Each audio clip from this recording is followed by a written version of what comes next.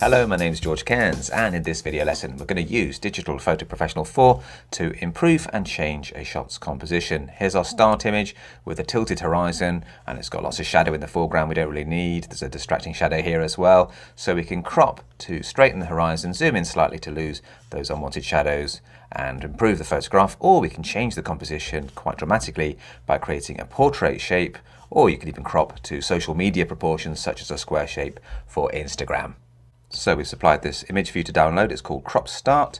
Import it to your computer, browse to it in the folder window, and then click on the thumbnail and go to View and choose Edit Image Window, and that gives you a nice clean workspace with all the tools you need at the right here to edit and process your photograph.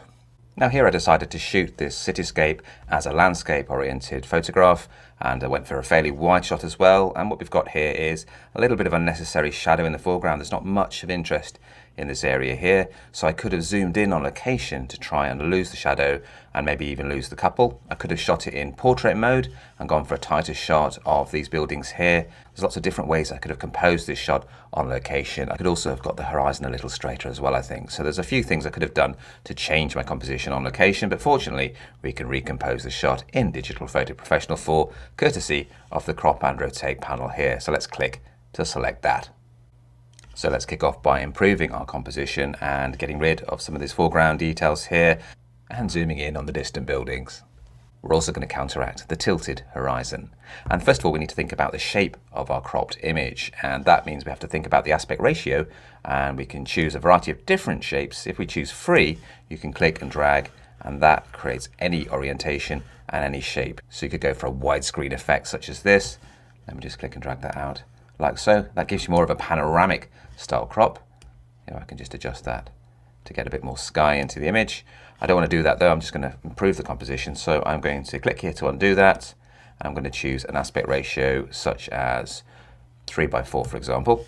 I can click and drag. And now that's in portrait mode. So I might want to go to 4:3 for a landscape shape crop. If I want it slightly wider, I can go to a 3:2 like so. And that suits the shape of my original photograph a little bit better. Now I can click and drag to include the family in the bottom corner here, and we want a little bit more of that crane in the top there because it just looks a bit odd being chopped off at the top. So this is a quick crop to get rid of some of these edge details such as this shadow here and some of the foreground shadow. And then we can fine tune the crop by dragging inside it to reposition it without changing the shape or size of the crop window, or we can grab a corner handle here and just tighten it in a little bit more to get rid of more of the shadow. I'm just going to drag that to the left there slightly, but I don't want to lose the edge of this building. In fact, I'm going to just bring that corner handle in as well. So there's an improvement in the crop that I could have done on location. And to see the crop version, you just need to click on another panel, such as the basic panel, and there's our cropped and improved shot. But I didn't counteract the wonky horizon, did I? So I need to go back to here, and it remembers the original photograph. And as I move outside the crop window, you can see that we've got these rotate icons here. So I can click and drag to rotate the crop to counteract the tilted horizon. It's good to use the edge of a vertical building or a horizontal line like here. So what I'm going to do is go down to the show grid. I'm going to make sure that's turned on. You can tick that on and off if it's distracting you, and I can change the grid pitch for something more dense, and that gives me more lines to align with buildings in the background. So it's not quite vertical there, so I can click and drag to try and straighten that out a little bit. Or I can use the angle line here, and as I drag you can see there's a value in the angle window showing up like so, and I can fine tune things by clicking here as well just to get my rotation so that the vertical lines of the NatWest Tower here are running parallel with my overlay grid. So that looks pretty clear. I can turn the grid off to see the crop version like so. Just going to drag it to the right a little bit. So I've now got more of a balanced looking image with this object in the center. So I was using the vertical lines of the NatWest Tower to get my photograph straightened, but you might want to go for the horizontal line of the horizon here. So we can turn on the show grid again and just click and drag, and you can see now the horizon on the distant shore is now running more parallel with the horizontal lines in the overlay grid. So you can choose whether to go for vertical or horizontal. It doesn't help that many of the buildings in London now have got tilted vertical lines anyway, so you might be better sticking with the horizontal background line there, like so.